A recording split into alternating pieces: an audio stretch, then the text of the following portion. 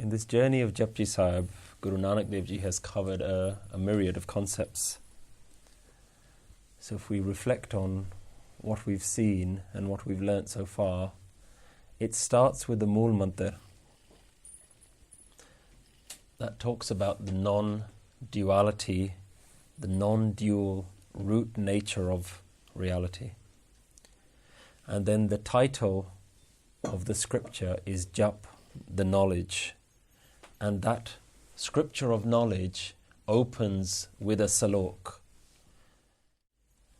And that Salok is in praise of the permanent nature of the oneness. Aad Sach, Jugad Sach, Hai bhi Sach, Nanak Hosi bhi Sach. Then within the 38 verses, the pauris, the steps, we learn about Hukam, accepting reality as the ultimate outlook on life, the religious dogma, practices and methods, the ideas that the Guru challenges, and then the Guru's methods to understand our connection with life. Suniye Maniye.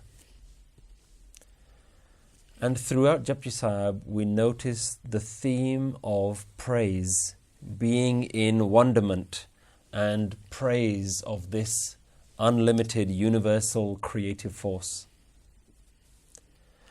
Guruji also talks about the virtues and the qualities needed to have divine living and to adopt those qualities in our life. And then towards the end, we've seen the 5 stages of transpersonal growth. And in this vast array of teachings, they've all been delivered for one purpose, and that's to help you realize what you are, to help you connect, so that you can leave behind the pain and sorrow that has become such a common theme in your life. That has become your daily experience. You were born with a thirst to seek out bliss. Deep within you, it's what you've always wanted. And it has been your purpose on life. It has been your purpose in life to fill that void and to live your highest experience at every moment. The solution to that searching is now no longer a question of chance, but choice. A choice needs to be made to move towards your own liberation and to succeed on this path. To bring the 38 verses of Japji sahib to a conclusion, Guruji ends with a final Salok. And a Salok is a style of poetry used in Sanskrit verses, and often it's a pair of rhyming sentences. So you could call it similar to something like a rhyming couplet. This particular Salok is the most common Salok used within Sikh practice. We hear it at the end of most prayers, most recitings of Paani, and it is sung along with Anand Sahib, the Song of Bliss. Guruji begins, Pavan Guru, Paani Pita, Mata Dharat Mahat. Air, the Guru, water, the Father, Mother, the great earth. So from the words being used in this Salok, we can see that Guruji is elaborating on a concept that was started at the beginning of Dharamkhand. The beginning of verse 34, Guruji said, Rati Ruti Titi Var, night seasons, lunar phases and solar days, Pavan, Paani, Agni, Patal, winds, waters, fires and lower realms, tis vich tarti thap rakhi dharamsal. Within this, the combination of elements, earth was created and kept as a dharamsal. So earth is where mankind can live in an awakened state. So in this above verse, Guruji talked about the creation of earth, using the winds and the fires. That's how Dharti, the earth, was created. In this ending salok, Guruji uses the same words, but you can notice by the spelling that here Guruji has used singular words. Pavan, Guru. Pavan has an onkar underneath it, so wind. So now we're not talking about multiple things, we're talking about singular things. So here Guruji isn't talking about the creation of all of life, Guruji is talking about the creation of humanity and the creation of you itself, and how we can achieve our purpose. If Dharamkand was what is the purpose of earth, what is the main thing to be done on earth, this salok is about our creation and what is our individual purpose. And Guru starts by talking about a trinity of creation. Pavan, Guru, Air, the Guru, Paani, Pita, water, the Father, Mata, Tart, Mahat. Mahat means great. Mata, Tart, Mother Earth is great. And there are a few different ways that we can interpret and incorporate the meaning of this first line. The first way that we can understand this line is that Guruji is talking about human birth, that we are merely a creation of elements. The human is created by the combination of the water of the Father, or semen, combines with the egg, and that is then embedded into the womb of the mother, which is the Mother Earth, the earth of the mother. That combination, that process, starts the creation of flesh, organs, blood, bones, nerves. But those are just two elements. Those two alone aren't enough for life to occur.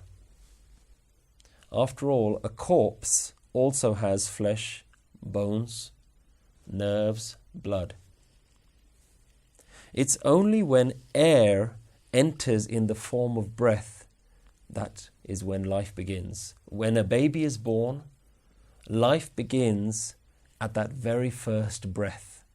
So air is the most important ingredient.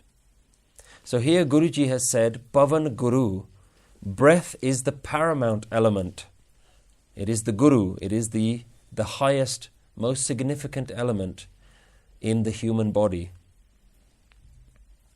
And throughout our life, we can live with most other things, and we can live without most things.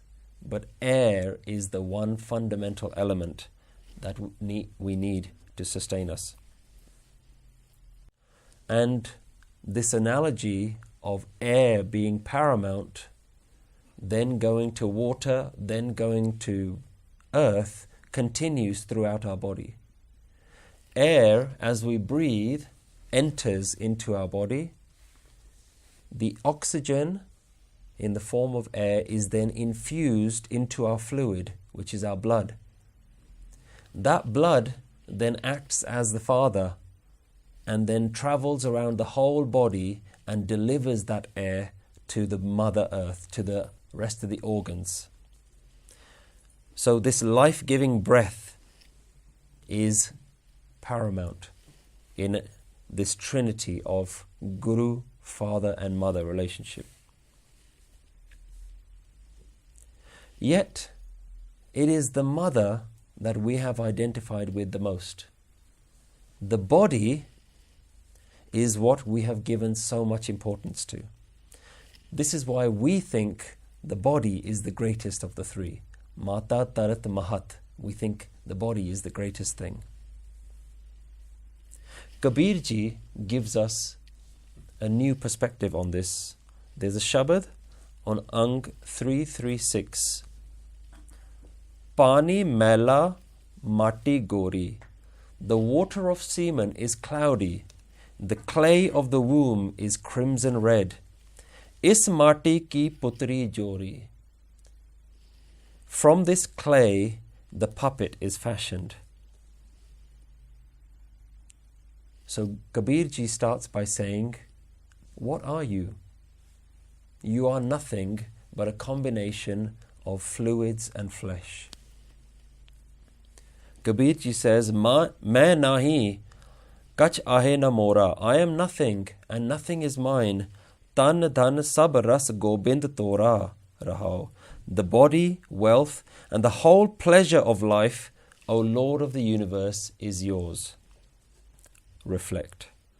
Is mati mein pavan samaya. Within this body of clay, air has been infused. Into this clay, air is infused. Chutha parpanch jor chalaya.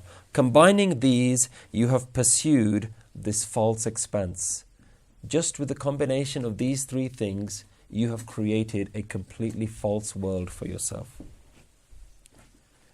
This understanding brings us to a stark realization that ultimately we are nothing but flesh, blood, and air.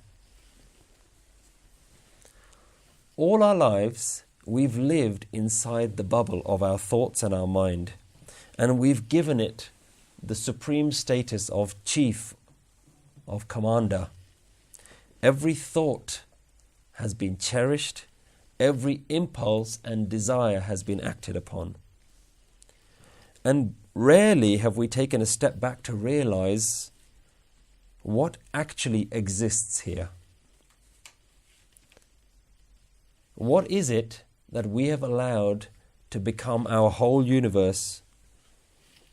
What it is a few kilos of flesh, blood, and bones. And none of these physical things belong to us. They are simply borrowed elements from creation around us.